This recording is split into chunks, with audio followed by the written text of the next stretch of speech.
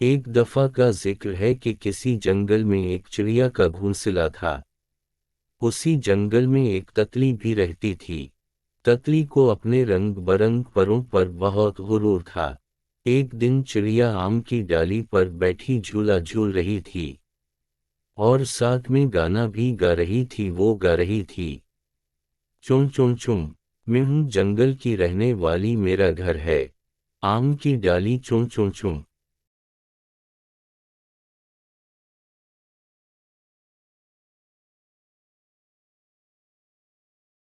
تتلی بیٹھی چڑیا کا گانا سن رہی تھی۔ وہ بولی، ارے چڑیا، بس آواز ہی آواز ہے تمہاری، مجھے دیکھو کتنی اچھی شکل ہے میری، کہاں میرے نیلے اور سنہرے پر، اور کہاں تمہاری بھوری رنگت۔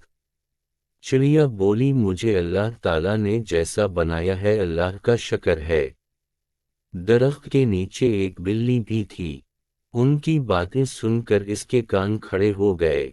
چڑیا نے بلی سے کہا کہ میری آواز زیادہ خوبصورت ہے یا تتلی کی شکل؟ بلی نے کہا کہ مجھے بولی کو نہ تو تتلی کی شکل نظر آتی ہے اور نہ ہی تمہاری آواز سنائی دیتی ہے، تم میرے پاس آ کر بیٹھ، شاید قریب سے آواز سنائی اور شکل دکھائی دے۔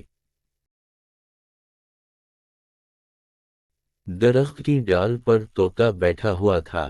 وہ یہ باتیں سن کر بہت ہنسا اور بولا، ارے بی چڑیا، بلی کو نہ تو تمہاری آواز اچھی لگتی ہے اور نہ ہی تتلی کی شکل اچھی لگتی ہے۔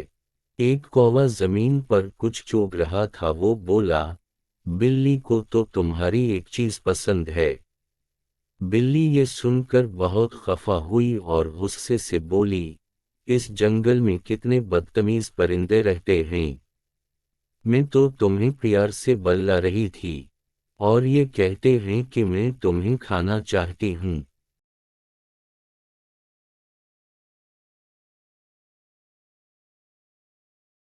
یہ سن کر طوطا اور کووا بہت ہنسے، کیں کیں کیں، ٹیں ٹیں ٹیں۔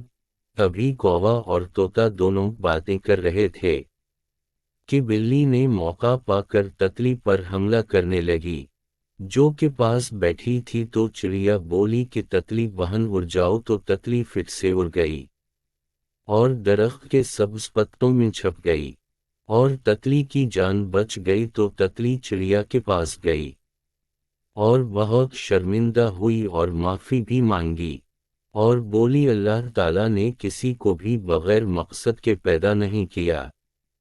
پیارے بچوں، اللہ تعالیٰ غرور و تکبر کرنے والوں کو ناپسند کرتے ہیں۔